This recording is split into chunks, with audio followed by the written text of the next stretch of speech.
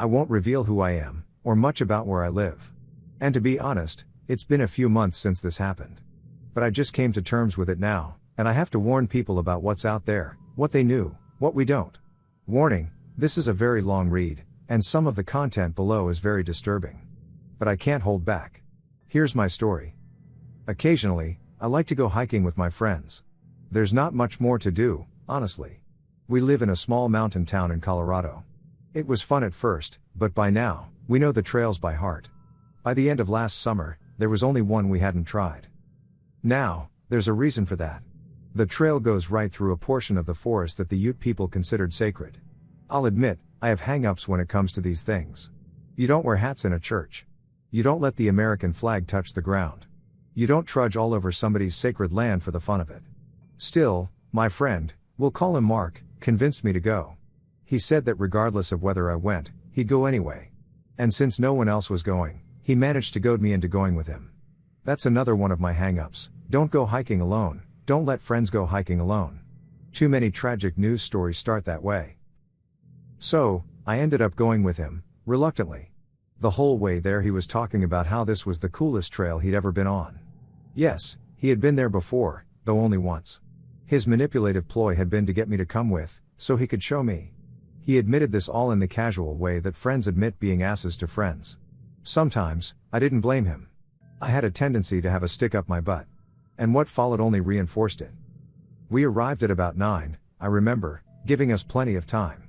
It was farther away from town than most trails, and it wasn't near a paved road, so there was a lot of walking just to get there. No tourist knew about it, a lot of locals and even some Ute didn't know about it. But, if you followed a game trail through a bunch of trees, it would widen out and lead its way through some mountainous, densely forested terrain. What struck me was how quiet it was. This, apparently, was what Mark found so awesome. For some reason, in this particular place, you couldn't hear any birds chirping, or any wildlife whatsoever. It was complete and utter silence. Eventually, I had to urinate. I stepped off of the main road, just so Mark wouldn't see me. As I was going, I spotted something through the trees. It looked like some sort of clearing, just past a shallow creek, with a log going over it. My curiosity got the better of me as I looked at the log. It didn't seem to be an act of nature. It was a makeshift bridge, I was sure. True enough, when I tested it, it seemed to be stable. I put one foot in front of the other and crossed. When I reached the other end, I pulled my way through some trees, and saw the first image of the day that I will never forget, though to many, it wouldn't have seemed like much. In front of me, there was vegetation, trees, ferns and brush, but suddenly, it all stopped. Within a perfect circle, surrounded by small, perfectly arranged rocks, there was nothing but smooth dirt. It was strange, not in the least because the shape of the rocks was absolutely perfect. They were partially submerged in the soil, and fit together like bricks. Every single one of them was the same uniform white color, and as I got closer I saw things had been carved on them, symbols. They were old, very old. Even if I had understood them, their distinct shapes had been lost over the years. That was strange, but what disturbed me was that this circle wasn't actually perfect. On one edge, just one, a group of rocks had been kicked up. They were scattered around, as if they actually had been a perfect brick wall, and something had shattered them. In this area, the otherwise perfectly smooth dirt had been kicked up. There was something about it that just unsettled me. As quiet as the entire forest was, it felt quieter here. I quickly turned around and went back to Mark, who made some lame number 2 joke. I should have forced him to leave right there. Instead, though, we kept going. After all, the day was only halfway over. While the forest itself was cool. At least from Mark's perspective. I found the trail to be rather disappointing. It just went on, and on. There were no alternate paths, and there was hardly any challenging terrain. For Colorado, this whole area was so flat. It was hardly a hike at all. The trail was just long, very long. It took us until noon to reach the end, and there was no one else on it. I know that it was a hard trail to find, and many of the other locals might share my sentiments, but we were there all day, and we didn't run into anyone.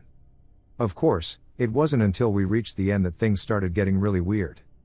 The trail didn't loop at all, and I inwardly groaned knowing that we'd be walking these 3 same boring hours back.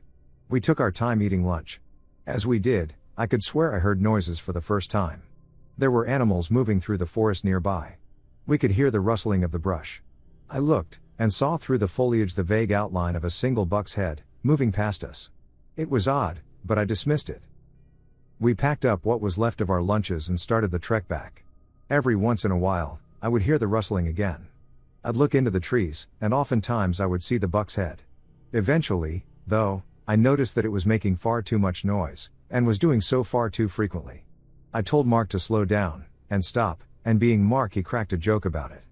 But finally, he went silent. And we both still heard the rustling. Now even Mark was a little freaked out. He turned back, and saw the vaguest outline of the buck's head again. This time, to me, there seemed to be something wrong.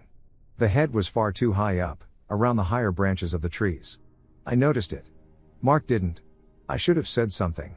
But I didn't have time. Just as soon as it was there, it was gone again, going off further into the forest. I remember Mark talking about how deer were annoying as hell, about how he was going to scare it off. Or something. I don't remember exactly what he said, and that bothers me, because I should remember. He was one of my best friends. He walked off the road, and disappeared down a ridge, behind a layer of trees, pursuing it. For a minute, there was silence. That minute became 2. "Mark?" I called out. No answer. 5 minutes passed. I climbed down the ridge after him. "Mark?" I followed the general direction he had gone in, keeping the way back to the road in mind. I wouldn't go far, I knew, because he was smart enough not to go far. He hadn't.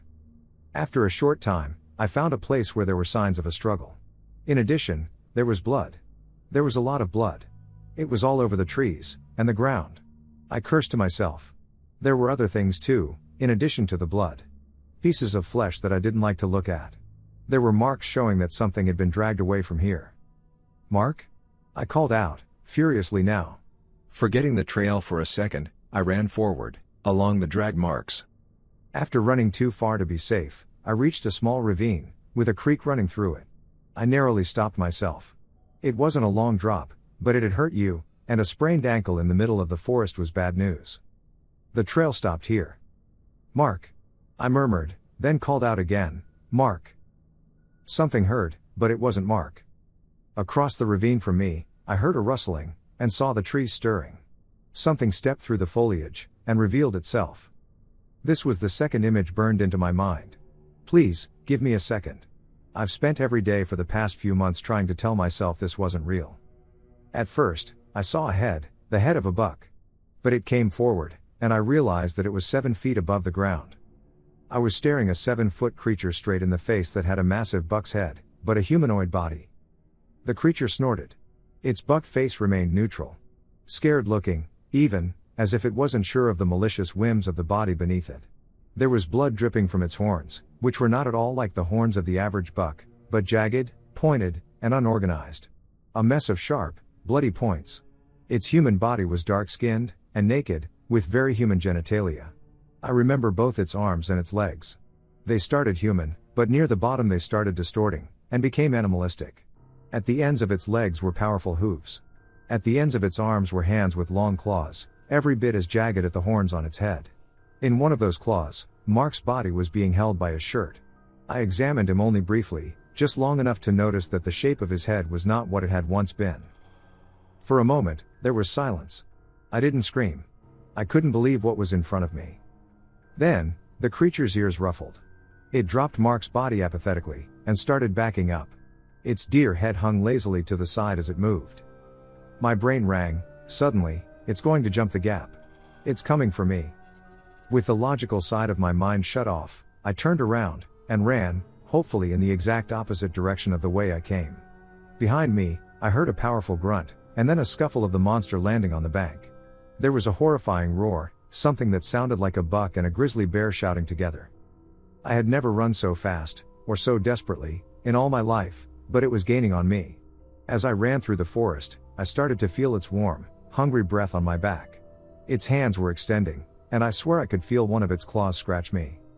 I ran and scurried up the bank leading to the path.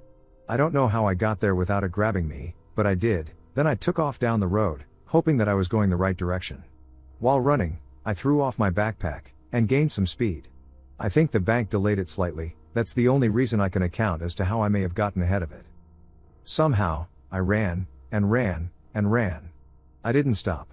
Eventually, I didn't hear it anymore. But I didn't care. I kept running. I had never been a long-distance runner, but my adrenaline was not going to wear off anytime soon, and I intended to take advantage of it.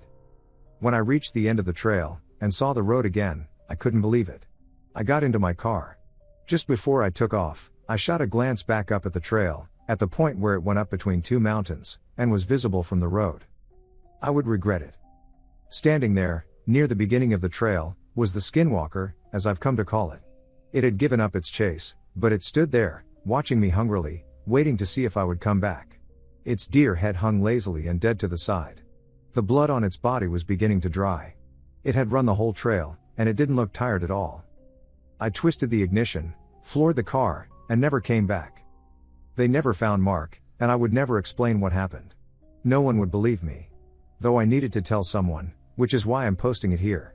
It came back to me in dreams, nightmares. That creature, the skinwalker. Somehow, I doubt that forest was really sacred. In fact, I'm sure it was the opposite. Because the image that flashes through my mind most often is not the horrific creature, it isn't Mark's mutilated corpse. It's that circle.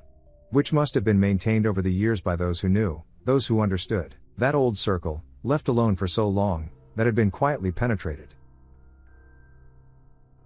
Hey friends, thanks for listening.